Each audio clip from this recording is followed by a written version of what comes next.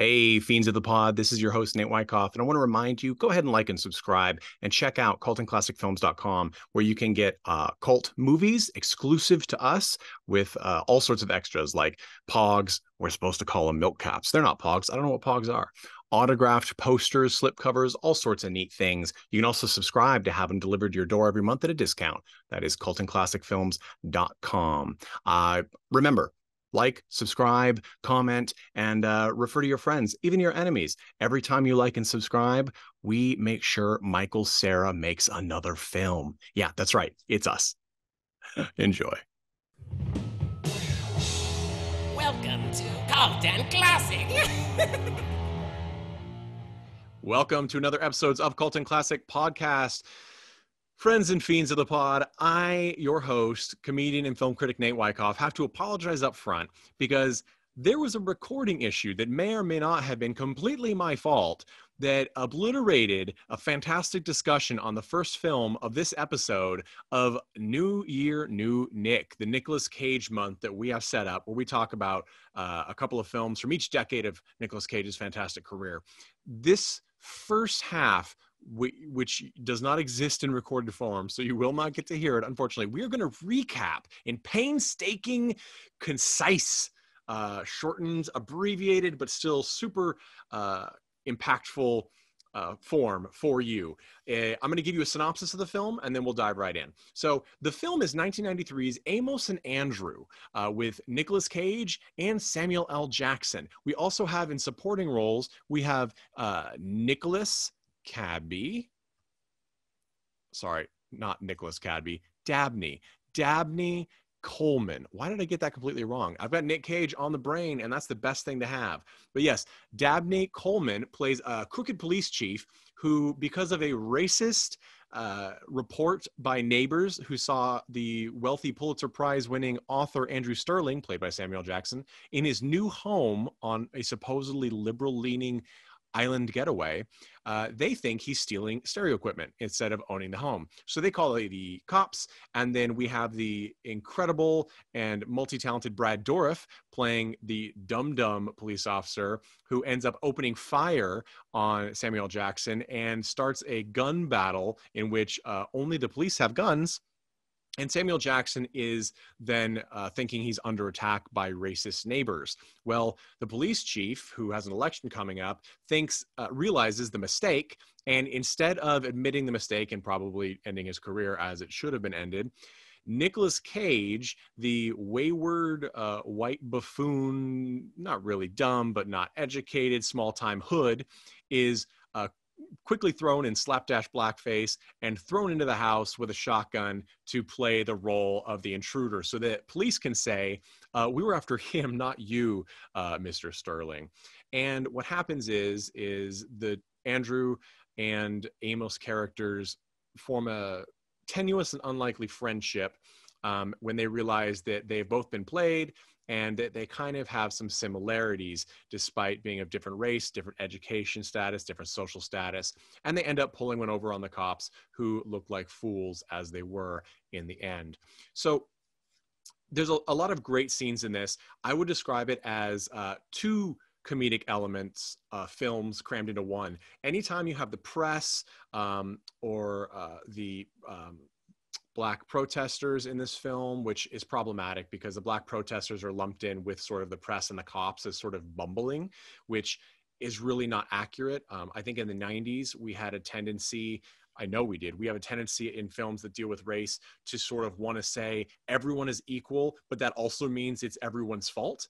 And the reality is those in power always have the power to change things, while those like our BIPOC brothers, sisters, and non-binaries in this country, in every country, they do not have the power. So we have to change things. They cannot be at fault in the way that we as the people in the majority and people in control are. But anytime you have the cops and the press and any group other than Nicolas Cage and Samuel Jackson's characters, it's a slapstick comedy. There are dogs chasing people. There's buffoonery abounds. When you have Amos and Andrew together, you actually have this really nice chemistry between the two actors who play such disparate characters that find common ground and actually interact really well together.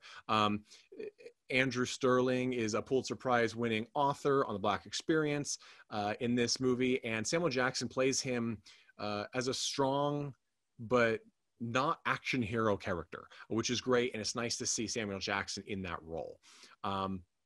Whereas Nicolas Cage is a funny, endearing, although still skeezy sort of con man, two-bit hood sort of person who's just trying to get to Canada and thought this island was Canada because, well, he's just a dum-dum from Pittsburgh, apparently. So, and no shade to Pittsburgh. So let's move into what everybody thinks about this film. I'll throw in my 2 cents first. I think this movie is actually a funny comedy that is less known in the United States than it actually is overseas, possibly because it was promoted more heavily overseas, because it's problematic racially right now because of that 90s tendency to want to share blame and make everyone seem equal in that way, when now we know, especially with the advent of body cams and cell phone videos and the internet and the interconnectivity between people of different races and socioeconomic statuses, we know that there is a deep, serious, one-sided problem with this country that we, as speaking to everyone on the panel, we're all Caucasian, we need to address this and help right the wrongs that are oppressing our fellow citizens and people. But beyond that, you actually have some nice stereotype breaking characterization in here, both on Amos and Andrew. So I think it's worth a watch. I also think it's funny. It's written and directed by Frye. It's Frye's only directorial credit, but he did write some phenomenal works, including Band of Brothers and 2014's Foxcatcher with Steve Carell, which is a haunting film. So now we're going to go to Greg, our in-house Nicolas Cage expert. Greg Johnson, what is your take from Amos and Andrew? Well, the first time I watched it, I mean, I wasn't exactly enthralled. I thought it was a little bit, I don't know, benign, a little bit weak, maybe very racist. But on the second go, you know, it's a lot more smart than I remember it being. It's very funny. I think it really boils down to the ending, which has Amos and Andrew. You see that Nicolas Cage's Amos really doesn't have a pin on Samuel Jackson's Andrew, versus the other way, Samuel Jackson really has a pin on Nicolas Cage's character. Samuel Jackson kind of sees where he comes from. He knows that while he's not some beacon of wokeness, he's trying. He recognizes, hey, not all white people are just trying to attack me. And I think he really has Nicolas Cage's character. But Cage, on the other hand, is throughout is like, oh, like, I know you married a white woman. I know exactly who you are. I know that you're this black guy that's trying to like distance yourself from your blackness, etc. And he doesn't really have him pinned. We see that Samuel Jackson at the end married a black woman. And I feel like that makes the movie great, is that while you have this lead up of shared blame, like you said, Nate, and they're trying to learn stuff of each other, at the end, it really is Nicolas Cage's character, the one that has a lot to learn. We even see him at the end still bad with directions, going south on the highway, not north. So he's going back in the United States, not to Canada like he wanted. Yeah, it's a great movie. I saw a lot of what would become Nicolas Cage's Oscar win in Leaving Las Vegas in his performance. So if you like that side of him, kind of the subdued, complex character, you got that. Like you said about Samuel Jackson, it's very different. It actually reminded me a lot, now that I'm thinking about it, of him in Die Hard 3, where he's not an action star, but he still gets these kind of great tense moments. Yeah, I'd recommend it to pretty much anyone looking for a buddy cop film not about cops. Excellent. Tad, first, you mentioned the dog in our first run through of this film. You want to talk about the dog in this movie? Oh, sure. Let's talk about the dog. So, interestingly enough, the upper middle class white liberal couple has a dog named Rommel.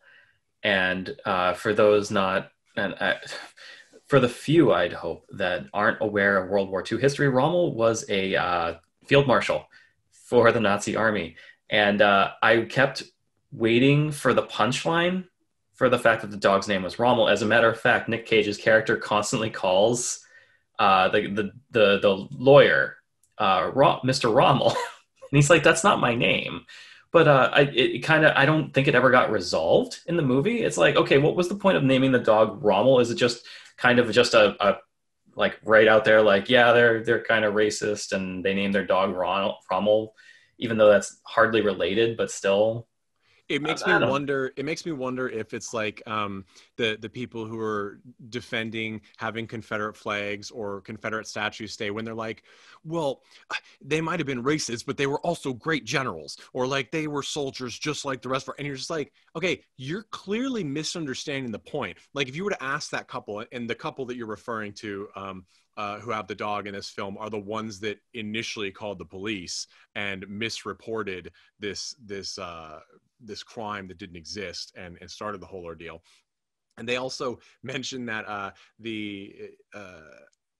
it's constantly the wife who ends up being like the third wife, at least, of this lawyer. She's constantly saying like he was on the Chicago 7 case, which of course is a famous for having being so completely mishandled and terrible that people who were innocent of crimes against the country were charged with conspiracy to riot, all sorts of things, and for decades have been characterized as villains. And only now do we have things with the rise of a successful docuseries and things like that do we understand that truly they were victims. So a very interesting point. What do you think about the film as far as who would you recommend it to? Like, what's your take on it? So it's a 90s film. It has Nick Cage, it has Sam Jackson, and it's very difficult to kind of nail a recommendation down, except for you'll enjoy the performances. They're great characters, and it's one of those movies, it's classic 90s, trying to get people into the room and kind of working out their mutual issues. And I feel that's sorely lacking in a lot of media these days, which is unfortunate, but that's the reality of what we're living in right now. Well put. Mandy Longley, what was your expectation of this film, and how do you feel now that you've seen it? Yeah, I didn't know anything about this film going in, and then I was left not knowing what to expect through the first 15 minutes. I think it does a really good job of setting you up to be uncomfortable about the racism of these neighbors and the town that they're living in and how the cops are handling things. And you're just not really sure where the movie as a whole is going to go with it. And I really like that kind of continued. Like, I didn't feel like this was a particularly like predictable movie in its action and plot points. I don't really feel like railroaded on this one. Like, you know, like you're on a specific track from like middle to end of the film. They had some nice twists and surprises through it, as Greg had kind of already mentioned, as far as finding out Samuel L. Jackson's wife is actually Black. But there were also some other ones that I don't want to spoil for people who might watch this, but it was a good ride. I also particularly liked the commentary and comments about kind of, you know, not really the original source material, but maybe the original title that they played off of, Amos and Andy, and kind of having a good jumping off point for those people who are interested in educating themselves on Black history, Black media and history in Hollywood and TV, and the origins of that. It was like a really good thing. I ended up watching a documentary on that original show, the radio show, and that was then made into a TV program. It actually featured the first Black cast. There were others like very closely on its heels, but this was the show. Amos and Andy had the first Black cast on television, which is pretty cool to learn about. What was the name of that documentary? The name of the documentary was Amos and Andy, Anatomy of a Controversy. It was in 1983, and it is available on YouTube. And It includes original clips from the TV show.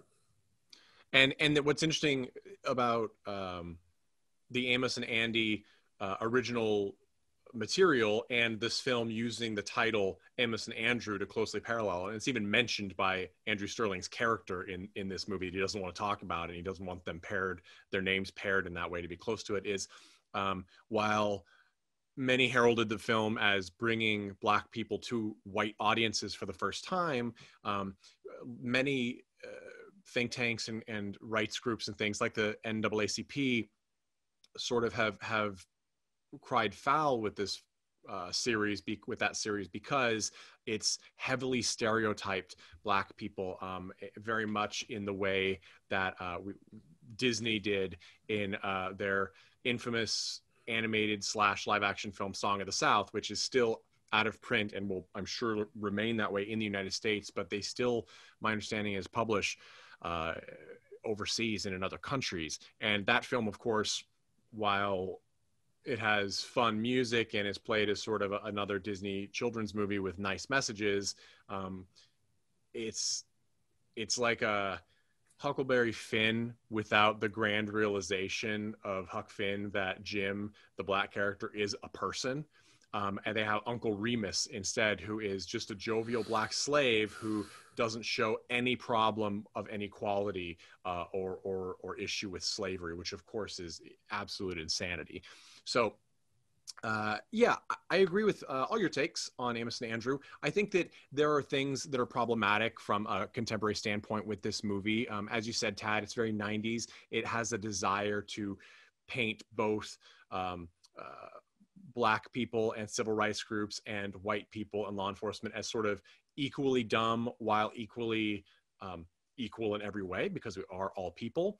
While we're all people, you cannot compare the mistakes and oppression caused by the overarching majority with any problems that things like the NAACP or Black Caucus or anything have. It's just, you can't do that because the people in power have so much more control over things than the people struggling for equal rights. So you kind of have, I think it was done in the 90s to make it palatable to a white middle class audience, who then would hopefully take away some new things like, wow, it's not shocking to me now that a Black person could win a Pulitzer Prize.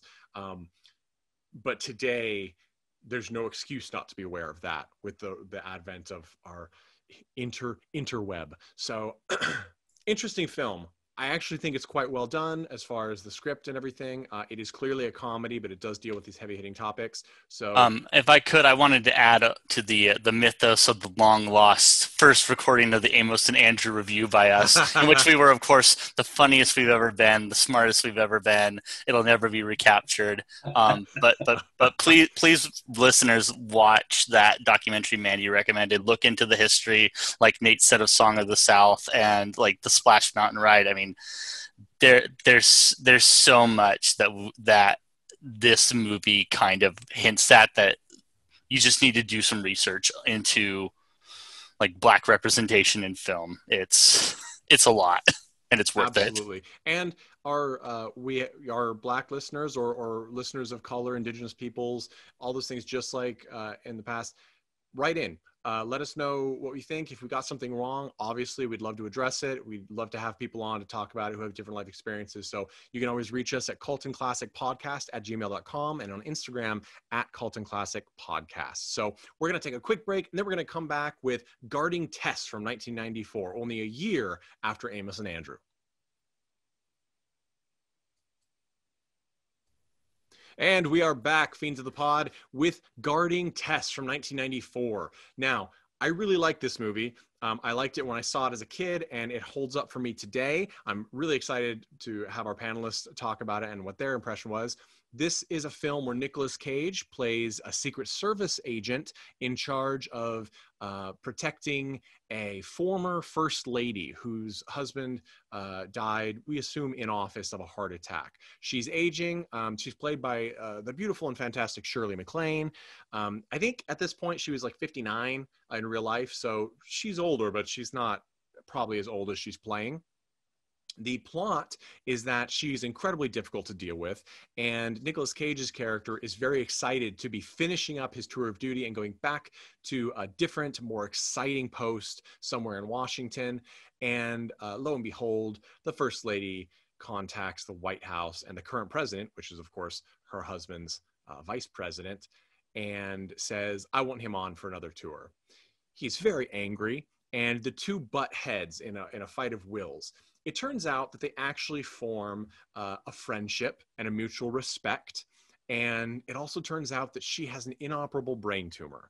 And so she is sort of going from a shut-in post her husband's death to being a figure in the community once again and going out. She wants to do things she hasn't done since she's been in this in this protection program after the White House, like go out and golf and go to the opera and do dedications and things like that. So the turning point is when she is kidnapped.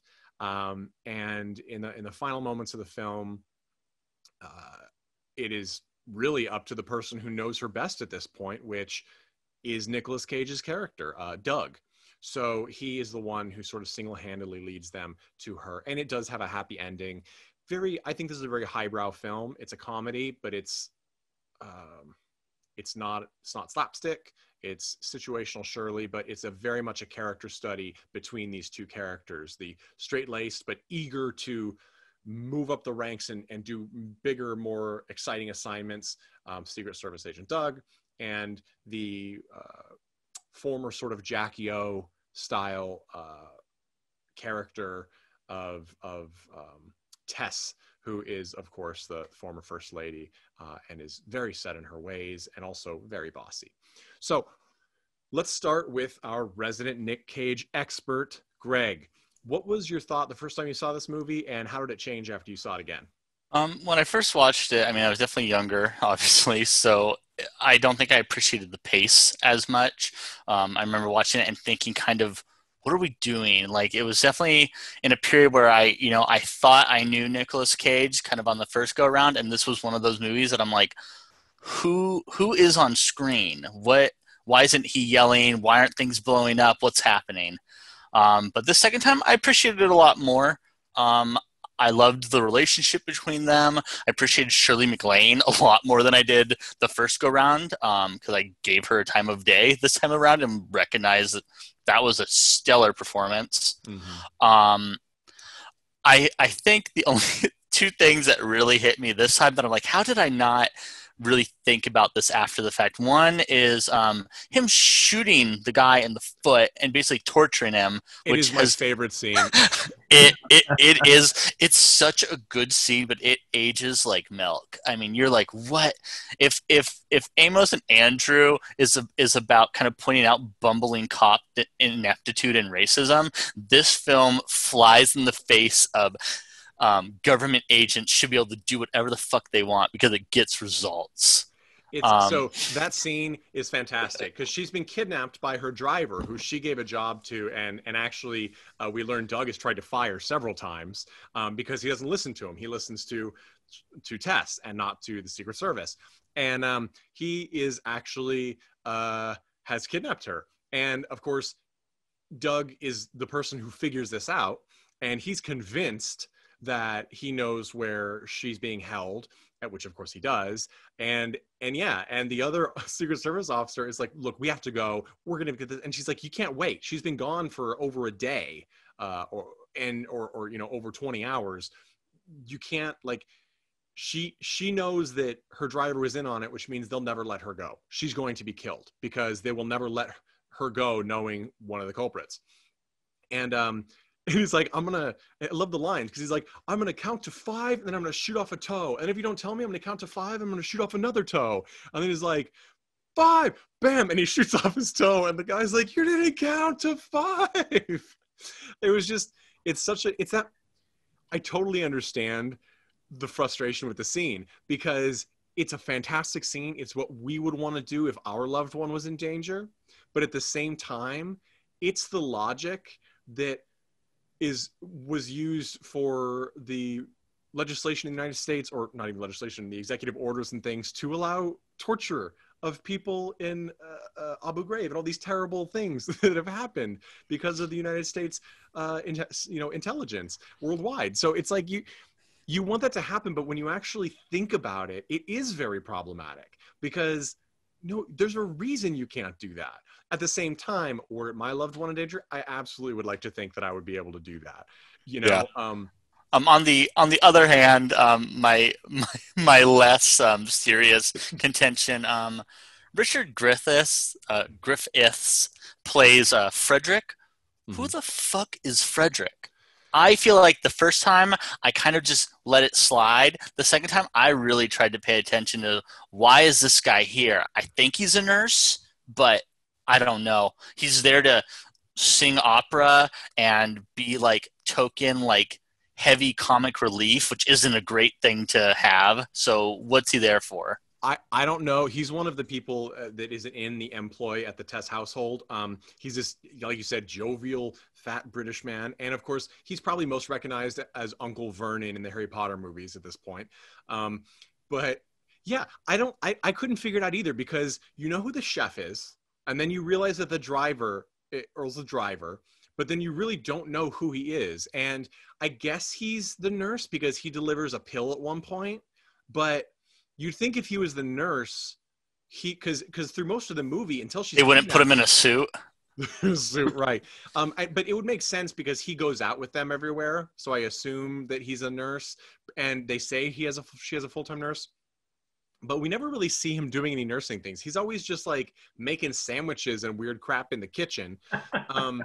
And you would think that at some point, because he's so jolly with everyone, that Nicolas Cage would have somehow learned from him that she has a brain tumor, because he doesn't know that, and she doesn't tell him until she tells him in a way that she plays off as a joke. He thinks it's a joke. She plays it off as a joke early in the film. Which is such a great twist. Such a great twist.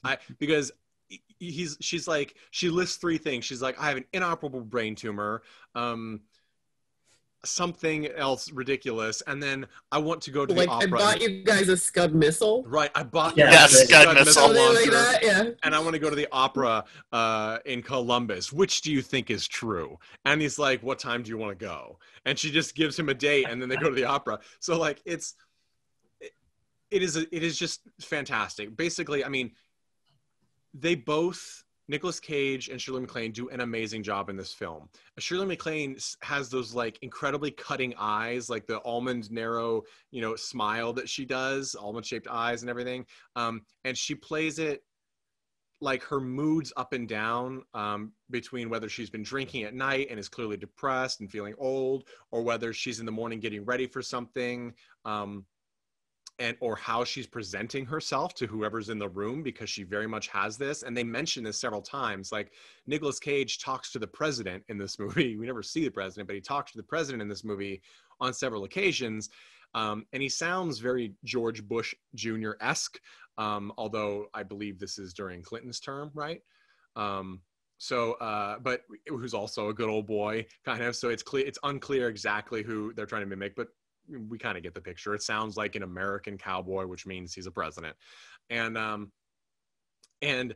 he has this line at one point where he's like, Doug, you and me both know what a cantankerous old bitch she can be, but not the American people. Like, they want her protected. And it's just, and it's so right, because, and I love in the opening moments of this, Nicolas Cage is saying his goodbyes to the other crew members at her house, and he goes to Washington, and he goes to the office to get a new assignment, and the head of whatever, I don't know if it's the NSA or whatever at this point is the head that's doling out the positions, he's asking Doug questions about her, and he gives this incredibly diplomatic, trained, yet very accurate depiction of her, which is like, she has many different sides, as we all do.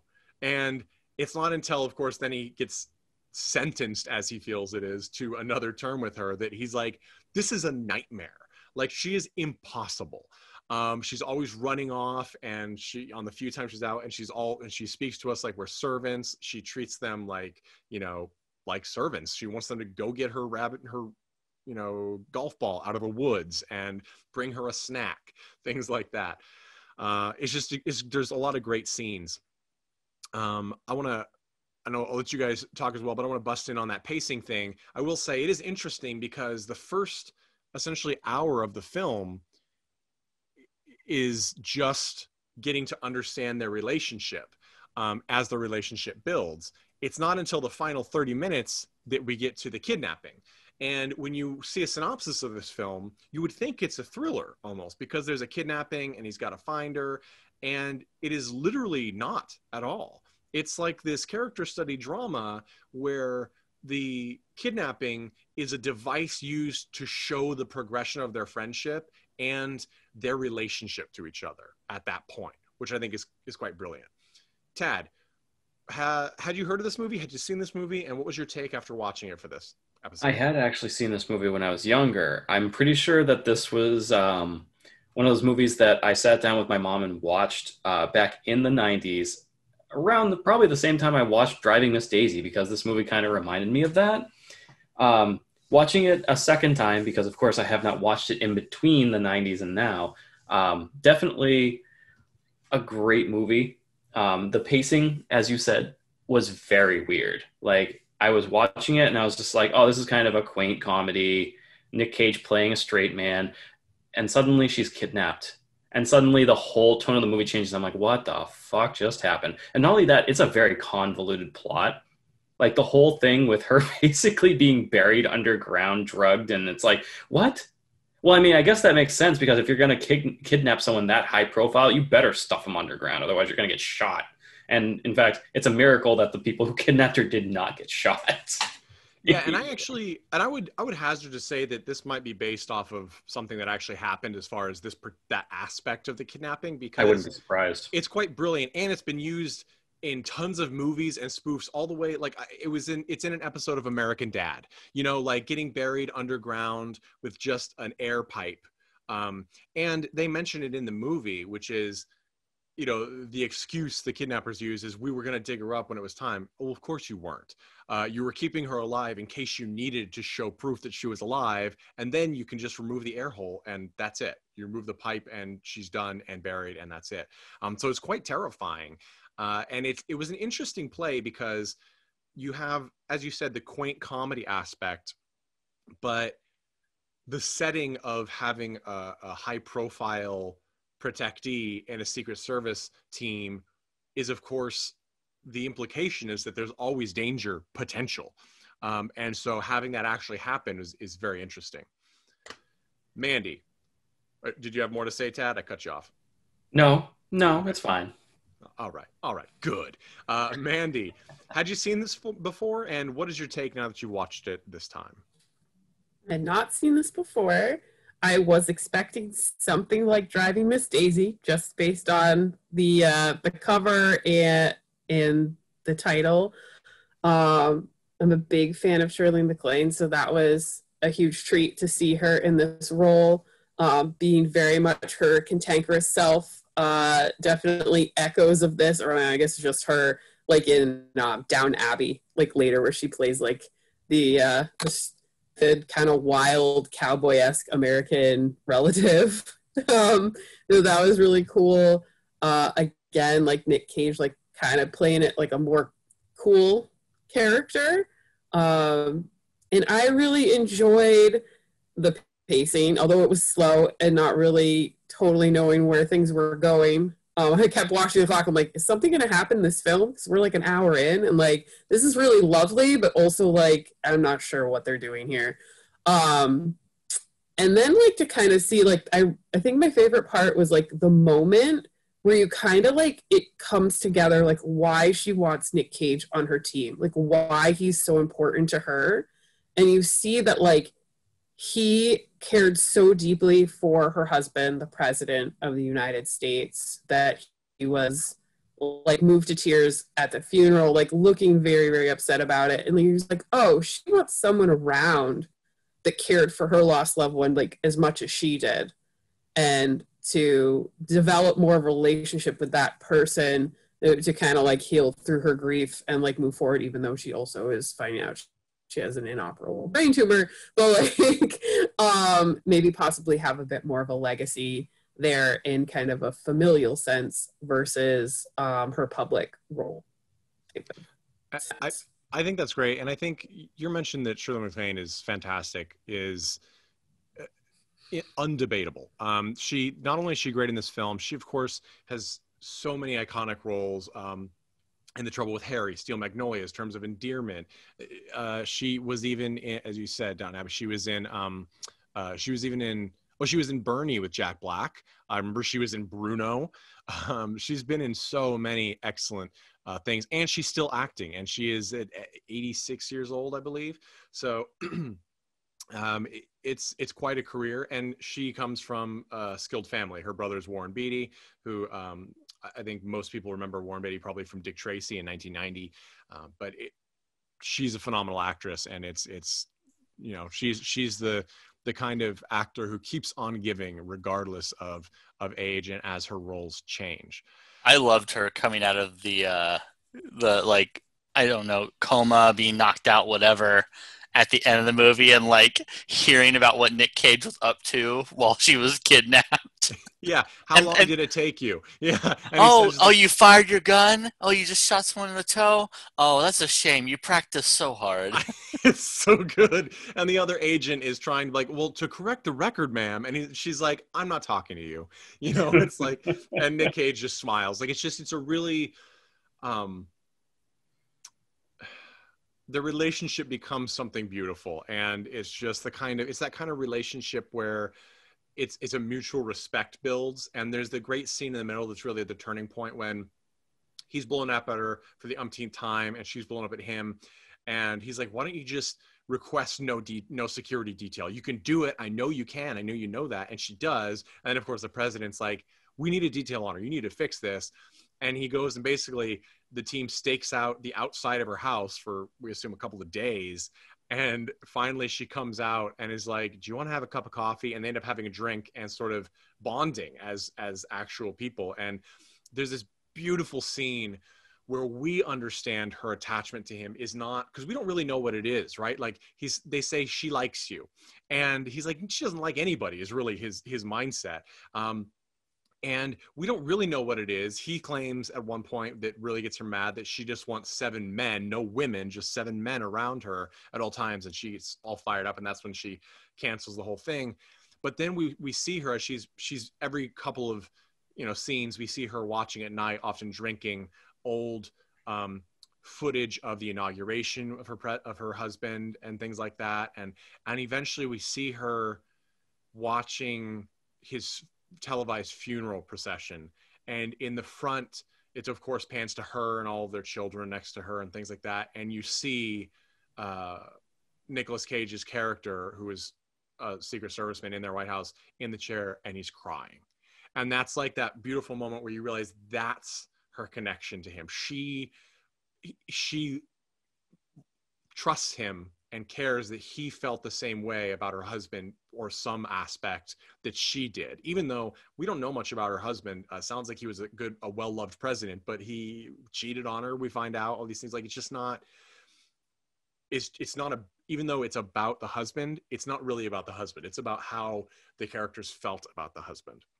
And we get that in just that one scene with no dialogue from Shirley MacLaine or Nick Cage. It's just a television narrator narrating that clip of footage. Just very effective use. I wonder if I always kind of forget about that infidelity with the husband. I wonder if it's supposed to kind of parallel, they talk about, oh yeah, like Tess is cantankerous, etc. And maybe it's how you guys felt about the parallel of her and her husband were both, by the movie standard, they were beloved to the American people. You see that it's a tragedy when he died. You see that the American people are worried about her even after she's first lady. And Nick Cage is the only person who really knew both of them on an intimate and real level, and still liked them and still cared about them and still was there. Versus you see the son show up to visit the mom, but you never see the daughter, weirdly. A little bit of Peggy Sue Got Married, what happened to the other kid. Yeah. So, well, and she even says at one point, she when they were finally having a real conversation together as equals, she says, like, I don't blame my kids. They had a tough time. We got into the White House. They got a really unconventional growing up. But yeah, she says she doesn't talk to her daughter, or her daughter doesn't talk to her, and her son only shows up in one scene to to try and get her to endorse some real estate deal he's doing. And she sees it and says no. And he, of course, gets pissed and presumably just leaves. So she really I also like to, I think, to note is that Nick Cage was maybe one of the few people that knew that she was kind of the brains behind the presidency. Like the brains behind her husband's political career and success, and supported her and really saw her for her value, like her smarts and intellect, stating like, you know, how she would have tried to leave them a message if she had known who was kidnapping her. Like he knew her to that level to then look for the clue. Like not seeing the clue first and then being like, oh, she must have known. Like looked for the clue because he knew her. And there's an interesting touch too, because the clue that initially leads them is one, his team, who are kind of pushed off to the side as she's kidnapped because they're seen as failures at that point. They don't really believe the clues that are given, right? Like the driver is left unconscious with this empty syringe next to him with some drugs that would knock out an adult for like 6 to 7 hours. And he has 2 like C-shaped burns on the back of his neck. And the team who's trying to find her is like, well, you know, my connections in the CIA say that sounds like some Middle Eastern terrorist organization, a thing. And of course, it's not at all. It's this little rinky-dink, you know, ransom style American, you know, couple trying to pull this scam. And he's of course the one that realizes she'd fight, right? Like you said, she would fight. We know this woman. She would fight. What would she have to fight with? Well, the cigarette lighter in the car, and that's of course what it is. And so, yeah, it's sort of that. It's just as far as the detective story goes, even though it's just the last third of the film, it's a nice, it doesn't treat us like we're stupid, and they're actually good clues, and the way they're given to us are effectively placed where we don't piece it together right away. But I think that we are, you know, we're not blindsided by it. There's logic behind how he figures out what's happened, and we can follow it, but we wouldn't have put it together as quickly maybe as somebody else, as he did. So I think that's the key of an excellent mystery, is when you have all the pieces as the viewer or the reader to solve the thing, but you still don't before the detective or whoever it is. You know, if you're not given the proper information, it's not really a mystery. It's a mystery, but it's not a puzzle. You can't solve it. You never had a possible chance in hell of solving it. This is not that case. So we see it in a very logical sense, and it was very well done. This is directed by Hugh Wilson. Hugh Wilson was a very prolific writer. He still is. I guess he died in 2018. My apologies. But he's got a film still coming out. So there's a few things like that. But he did a lot of writing for really great sitcoms like The Bob Newhart Show in the 70s, and then WKRP in Cincinnati in the 80s. He also wrote the screenplay for the first Police Academy film. And then co-writing the script with him was PJ Torokve. I am probably butchering PJ's name, but she's an excellent writer as well. She also worked on WKRP in Cincinnati, and she died in 2013. She also wrote the film Real Genius in 1985 with Val Kilmer. It was kind of one of his early roles. So some interesting, there's good comedic talent behind this film, but I wouldn't, if I'd been told that these two people with their credits have written a movie about a cantankerous old first lady and a Secret Serviceman, I wouldn't have expected it to be this movie, because this movie is a very realistic comedy. It's not so much a sitcom, as I've used multiple times. It's a character study, in my opinion, and a pretty good one. So we're going to wrap this up with who we would recommend this film to. Greg, who would you recommend this Nick Cage, Shirley MacLaine movie to, and why? I was kind of thinking a little bit about Family Man, or Trapped in Paradise. I think like if you want a little more funny Family Man, if you want a little more grounded Trapped in Paradise, and you're a Nick Cage fan, this is about where that would hit you. Otherwise, I hearing Tad talk about watching it potentially with his mom, I think it's the perfect movie for like an adult child to watch with their parent, or vice versa. It's not paced great for a young kid. I mean, maybe they'd find it fun, but they'd have to be a very astute young child. But it's perfect for like an adult to watch with your parent. There's nothing really problematic in it other than Nicolas Cage shooting a guy in the toe and presumably killing whoever is underneath them in the room below. But yeah, it was really, really enjoyable. It kind of refreshed in me why I like Nicolas Cage. He definitely believes everything he's saying, and I think he works best when he has a powerhouse to work with, like Shirley MacLaine. And also I want to say that the I think it's 3 bits with the president calling, the first 2 times to Cage and the last time to Shirley MacLaine, were absolutely fucking hysterical. I loved him, like, just like, no, I don't want to have no goddamn Tess problem. Why the fuck am I calling you? And just it's just such a fun movie. And it is, and the president, I don't actually know who does that voice part.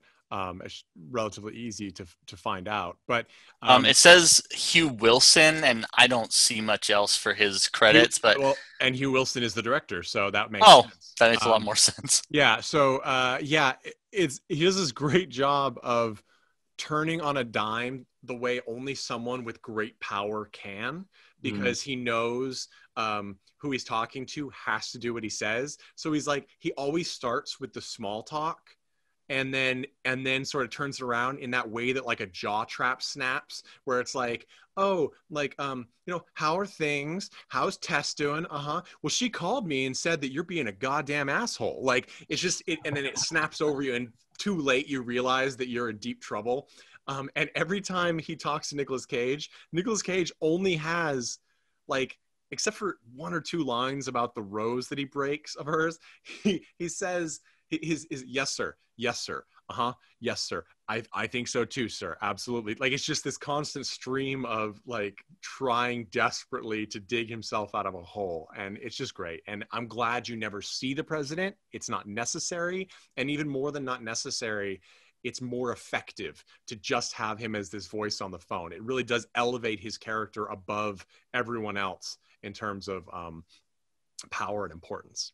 Someone did their research, because as someone whose job involves talking to C-levels of companies that make lots of money, they're very astute. They understand that they can't just, well, they can, but it's much, you can get better results by, I don't like the term, putting honey in the trap or whatever the hell it is, because in reality, vinegar attracts insects way better than honey does.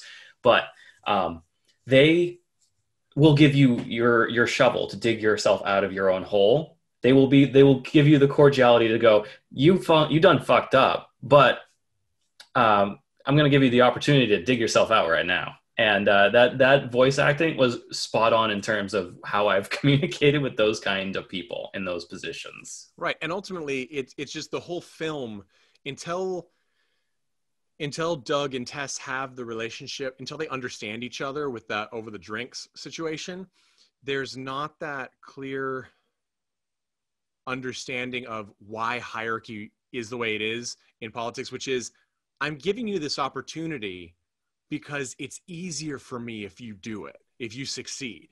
If it were easier to say, you screwed up and you're fired, you'd be fired. Yes. That's not the situation. So when that happens, when you get something that rings so true in the back of your head in a film, it makes it a really special scene. And I think that Hugh Wilson and PJ Torakiv, boy, I wish I knew her name better, did in this movie. They did a great job with it. So let's see, are we on to Mandy? To who would you recommend this film to? I guess, like, if you want like a good character piece with a little extra spice in there at the end, this would be a good one. to go with. You know, if there aren't enough kidnappings in Downton Abbey for you, like maybe this is a nice one to revisit at this time as we enter 2021. Excellent, excellent. And Tad, I didn't get to ask you, who would you recommend Guarding Tess to and why? So, Nate, do you ever get that feeling when you're watching a movie that it is an 80s movie that took place in the 90s? Yes. This is one of those movies. This feels like it was meant to come out in like the mid to late 80s and accidentally came out like half a decade later. This is one of those movies I would recommend to people who definitely like that feeling of the 80s nostalgia, but it's in the 90s, so it kind of has that 90s feel to it. But this movie is kind of a perfect example of something I think in my head I only call the Nick Cage effect because it probably doesn't exist, or someone else probably has a better term for it. You get a really different Nick Cage depending on how good the movie you stick in him is. I've noticed, and yeah, Greg's nodding. He knows this is true. If you see Nick Cage flying off the handle in your movie and acting completely out of character, a fool, it means that you're probably a shit director and you're not giving him anything to work with. And he's like, fine, I'll do it myself. In fact, I need to make a meme now of Nick Cage sticking his hand in the glove instead of Thanos. Fine, I'll do it myself. You need to give him something good. You need to give him something to work with, or he's just going to go fucking ape shit. And that's why the 2 Ghost Rider movies are terrible, because he fucking had Mark Steven Johnson directing him. Well, there's that one outlier. What's that one movie where like he famously like, oh, what do you want me to do? You want me to like say it funny? You want me to whatever? And they're like, oh, just say it like Nicolas Cage. And he's like, okay. A, B, C, D, E, F. It's as if like don't stick Nick Cage and George Lucas in the same fucking movie, because that's exactly what you're gonna get, because George Lucas can't direct for shit. I would own that movie to the stars. I know, we all would. But, yeah. It would be a train wreck and it would be amazing. So well, yes. And I wanted to throw out this tidbit too. Apparently, Shirley MacLaine and Nick Cage got together really well, and they actually bonded over a mutual love of animals. And there have been many animals that they've adopted together.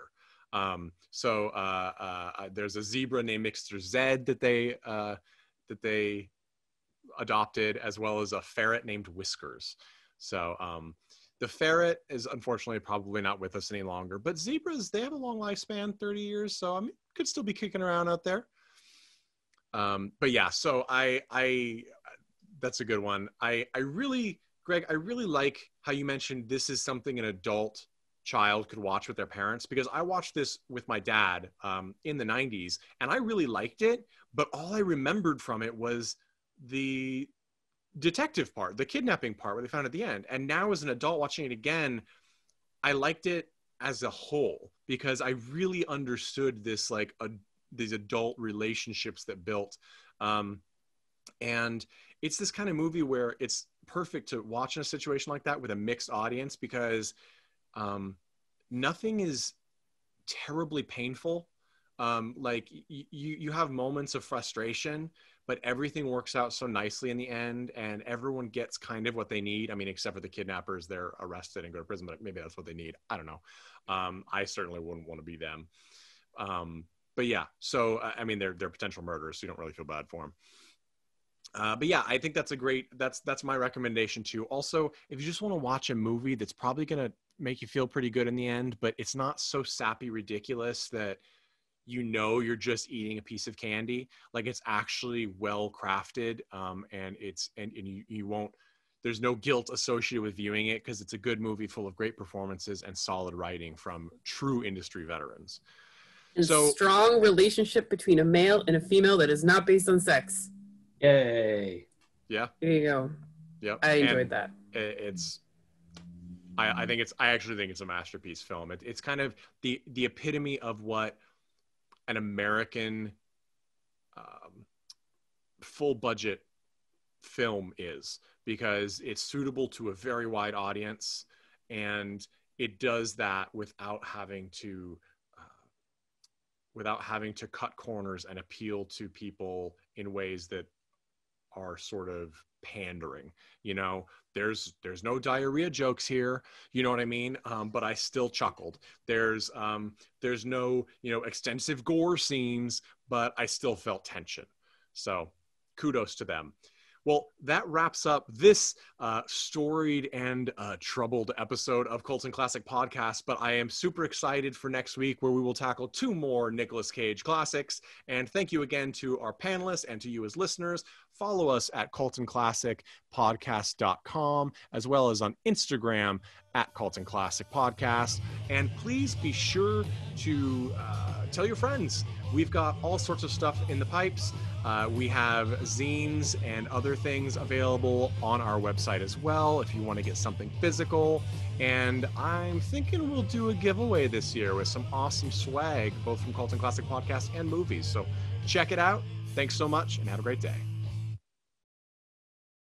Hey everyone, thanks for listening to Cult and Classic Podcast. This podcast is important to me, but what's more important are the rights, privileges, and freedom from violence of everyone in this country and in this world. And that means supporting Black Lives Matter. If you'd like to make a donation, please go ahead and visit cultandclassicpodcast.com, where we have a list of places you can donate and help out.